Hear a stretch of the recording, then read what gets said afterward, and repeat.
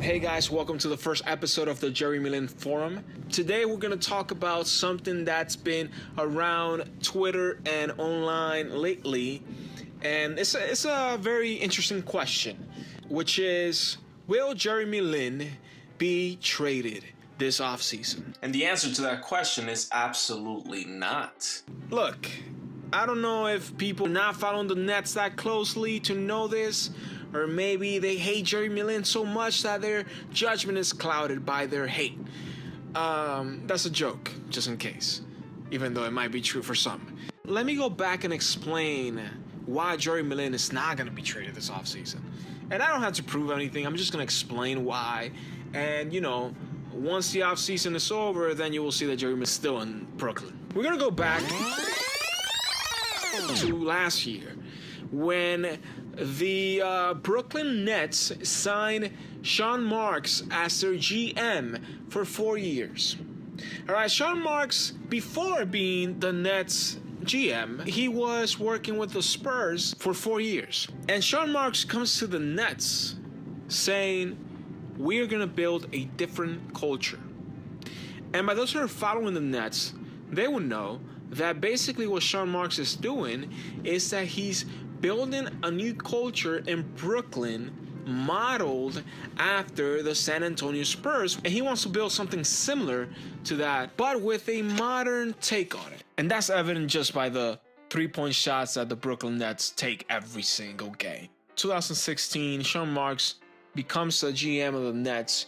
And the first major decision that he makes is that he hires Kenny Atkinson as his head coach.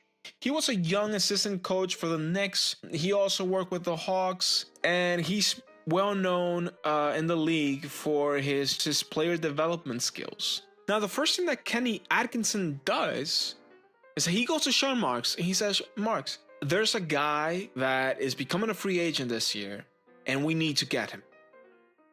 And the name of that free agent is Jeremy Lin. If you remember, I said that Kenny Atkinson was an assistant coach with the Knicks. And that was 2012 when Linsanity happened. And guess who was working with Jeremy Lin before Linsanity happened and during Linsanity? Kenny Atkinson. You see, if you've been following Jeremy Lin, you will know that Kenny and Lin are very good friends. And we have seen Jeremy Lin working with Kenny Atkinson during off seasons after getting out of New York. So this is not just a one thing where in 2012 they had a close relationship and that was it. It's a relationship that they have been growing throughout the years as they're both working in different organizations and different teams in the NBA. Now, let me just say another thing. The last major signing that the Nets have done until this day is still Jeremy Lin. Sadly, Jeremy Lin was injured for pretty much half of the season last year. And obviously they haven't been able to see the fruits of their signing. But to suggest that Kenny Atkinson will throw Jeremy Lin under the bus, and that Sean Marks will do such a thing when he's trying to build a different type of culture with the Brooklyn Nets modeled after the San Antonio Spurs is, in the words of Stephen A. Smith, blasphemous. So here's the thing. We know that Kenny Atkinson and Lin have a connection, but that's not all. The thing is that as Sean Marks is trying to build this different culture with the Nets, Jeremy Lin is actually the perfect person to start that with. Because Jeremy Lin, as a lot of you guys know, he's a high basketball IQ, likes to play as a team, high character dude, a leader. He's the perfect person to do this.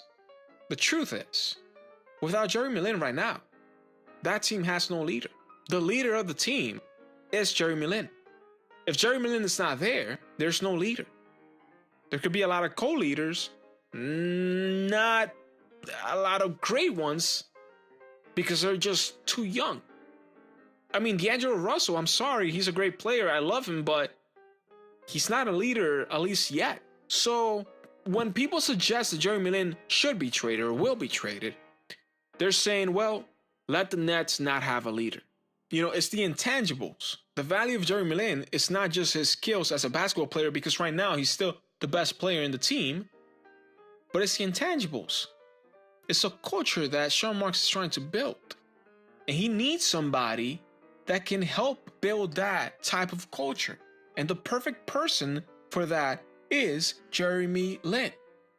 He's the only player in that team that can lead that team and help that team grow. Now, you can disagree with me with that, but I'm pretty sure that's in Sean Marks' mind, and that is in Kenny Atkinson's mind, because he knows Jeremy Lin for a very, very, very, very, very long time.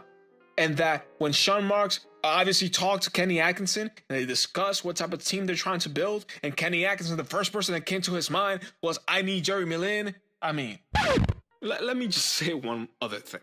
If Jeremy Lin was in the trade block, there's absolutely no reason why Sean Marks would ask Jeremy Lin what he thought about Porter Jr. No reason whatsoever. If Sean Marks didn't see Jeremy Lin as one of the keys of the team, one of the leaders of the team, and from my perspective, I think that the only player that they asked was Jeremy Lin, because obviously he's the leader of the team. So why would they trade him if they're asking him if he believes that Porter Jr. will be a great asset and that he will be able to work with him? You see, you might argue that, well, they probably didn't ask about D'Angelo Russell. Well, you know, sometimes you got to make trades, but we're talking about signings here. The fact that they need a role model for D'Angelo Russell, who I imagine is going to be part of the future, or maybe, because we never know what's going to happen tomorrow, but I'm assuming that they brought D'Angelo Russell thinking, okay, this kid could be the future of our franchise. I imagine. So for people who are saying that Jeremy Lin should be traded on that stuff, not even from a basketball standpoint, I understand, because if you cannot see the potential that Jeremy Lin and D'Angelo Russell have together with Crave now, then I just don't know what to tell you.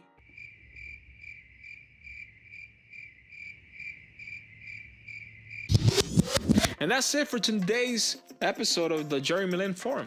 I hope you guys like it. Leave your comments below if you have any suggestions, if you have any topics, if you have any comments, if you have anything that you want to say or you want to discuss about it, please comments below. You guys have a great week, and see you next time.